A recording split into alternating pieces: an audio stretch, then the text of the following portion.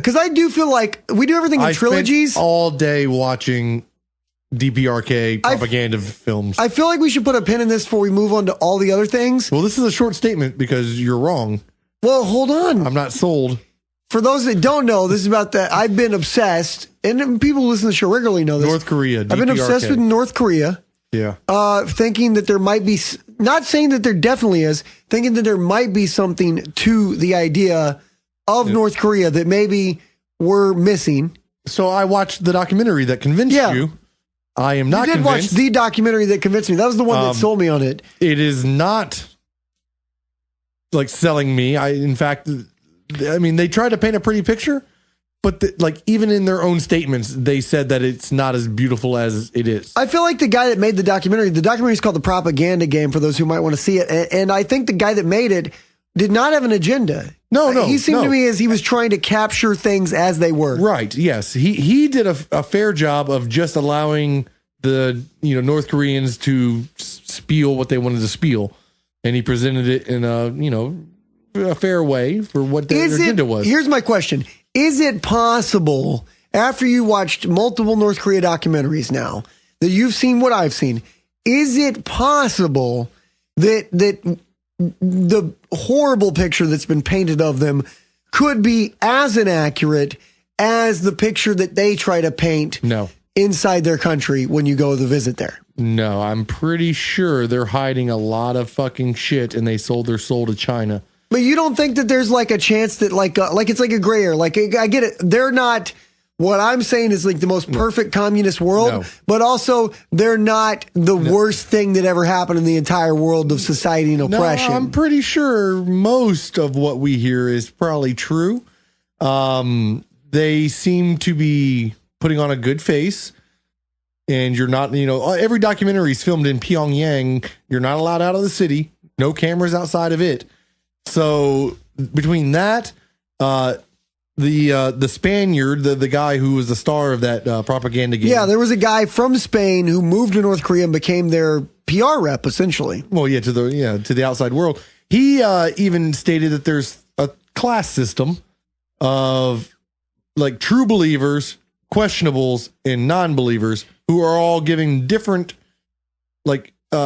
pass cards, different debit cards that allow them to do things. Well, you're broken down because everything is free in North Korea. So you get housing, you get food. Not to everybody.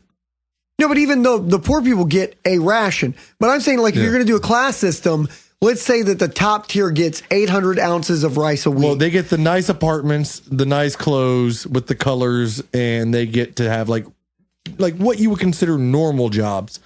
Then the questionable people that are not so gung ho, but they're still in on it. They get the decent, or they're the garbage men, or the body removal people. And then the people who do not like the government are the ones who build the roads and move the rocks from this side to that side. And they all wear gray and are kept out of the camera's view. But all of them, no matter which tier you're on, you get housing. You get food rations, you get education, you get healthcare free. But you're arguing quality of living. Like you're saying it's a good place to live. People are happy there. No, there's a very select upper tier that is happy. I'm saying I don't think that you have enough evidence to say with 100%. There's not enough evidence for you to say that there is this giant. I didn't see anything that would lead me to believe that it's this giant horrible thing. You're also saying that it's the greatest place on the world next to Disneyland with very little evidence. Prometheus, I'm not saying that, okay? I'm saying that there is a chance that they pulled off the coup.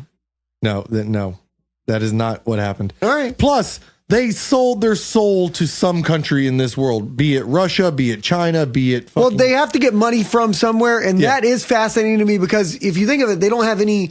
There's no resources, right? They don't produce anything? No. What it is they have the 4th largest standing army in the world. People. No shit? Yes.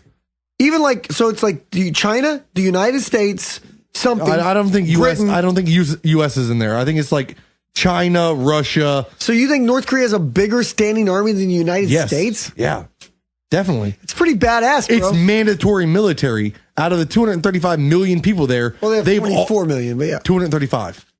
No, they have 24 million people in North Korea. Well, that's not what the documentary we watched said. So I'm going off their numbers.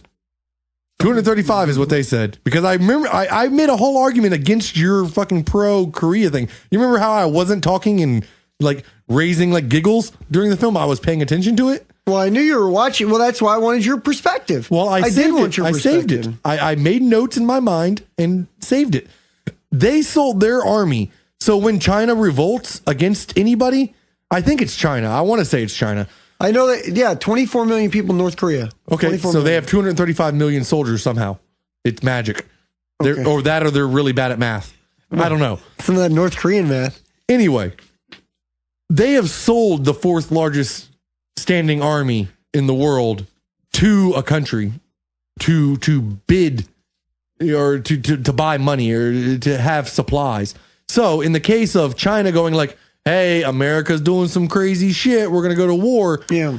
North Korea is automatically signed up because they're indentured servitude to another country for the goods and services they need. Like in the documentary, they were talking about how like, oh, look at all the new facilities. Look at all our new computers. Oh, yeah. And he's like, they got through the blockade. They're tricked to get through the blockade. It's easy to get past the blockade. It's a secret. We don't tell anybody how we do it. And we don't tell people where this shit comes from. It comes from fucking China. They're attached to the nipple of China. Well, a lot of people do. I mean, Russia's attached to the nipple of China as well. Yeah. So a lot of people who get on the China teat. I feel like there's people who are on the United States teat, and there are people who are on the China teat. And it depends on where you're at in the world. Well, and then there's other people who are on like us. We are on essentially the Middle East oil teat. That is our teat. Well, but there's three major powers in the world that I see. What are many times saying teat? The U.S., Russia, and China. And we all have our different alliances. We all have our different funnels. And those are the three powers vying for what is going to happen in the future. Yeah. And North Korea has sworn allegiance to one of them. That is probably not the U.S. unless it's the greatest no, it's definitely China. Shell game. It's definitely China. And the reason it's China is because China does like need North Korea for their nukes, like that they have. Like all, they want all seven of them. Japan does not, or not, China does not like Japan. You know, like China has always wanted to keep Japan in check. And so they want the idea of a nuclear power that if they needed to say like, hey, go ahead and fucking bomb the shit out of Japan. I don't know why China hates Japan. But they have this whole thing about hating Japan. Well, Japan's independent. Yeah, but Japan's China. Also like, compared to China, an ant. You know, why does it fucking matter? They're just a little bitty ant. Because they fight. But they have Sony, so maybe they have a lot of huge economic power. They fight to the death is the thing. Because it all boils down to, I don't care what kind of technology you have, this and that. It's a matter of how hard you want to fight in the end. Because at some point, your will break. At some point, your soldiers will turn against you. Yeah. And Japan doesn't. Japan will fight to the death. To wrap it up, in your opinion... You're crazy. North Korea's full of shit. It's a horrible place. They're starving and murdering their people.